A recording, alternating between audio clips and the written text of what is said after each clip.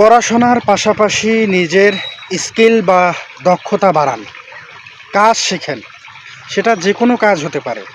আপনি অটো চালাতে পারেন, রিক্সা চালাতে পারেন, মেকানিক্যাল কাজ করতে পারেন, গ্যারেজে কাজ করতে পারেন।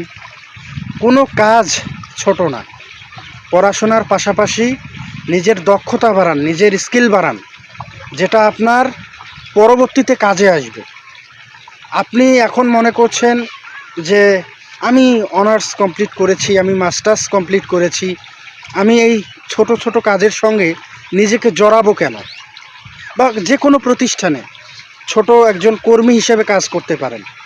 সেটা যে কোনো লাইনে হতে পারে, মেডিকেল লাইনে হতে পারে, কোনো কোম্পানিতে হতে পারে, যে কোনো জায়গায় হতে পারে।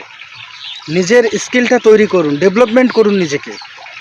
এভাবে হতাশাগ্রস্ত হয়ে বসে থাকলে সমস্যার সমাধান কোনো দিন হবে না, কখনো হবে না। আপনি এখন যেমন আছেন, এই যে আমার ভিডিওটা দেখছেন, এই যে বাসায় বসে অযথা ফোন টেপাটিপি, ফোন ইউজ, মোবাইলে ইউটিউব দেখা, ভিডিও দেখা, ফেসবুক দেখা, রিলস দেখা, এগুলো থেকে বিরত থেকে যে সময়টা আপনি নষ্ট করছেন, সে সময়টাকে কাজে লাগান, সময়টাকে গুরুত্ব দিন। আপনি মনে করছেন যে না, আমার বয়স তো এখন 18, 20, 22, এখন কেন দৌড়াতে হবে? কিন্তু আপনার বাবা মা আপনাকে নিয়ে চিন্তা করে আপনি ভবিষ্যতে কি করবেন। কারণ বর্তমান সময়ে অনেক অনার্স মাস্টার্স ডিগ্রিধারী মানুষ আছে, অনেক অনেক রহরহ পাবেন আপনি। তাতে কি হয়েছে? আপনি চা বেচেন, আপনি ডেইলি 500 কাপ চা বেচেন। নিজের স্কিলটা বাড়ান। কোথায়? কাজ তো ছোট না রে ভাই, যে কোনো সাইড দিয়ে হতে পারে। আপনি নিজের স্কিলটাকে ডেভেলপমেন্ট করেন। পড়াশোনার পাশাপাশি এটার খুব প্রয়োজন আছে। ড্রাইভিং শিখতে পারেন, অনেক কাজ আছে, বেছে বেছে করা যায়।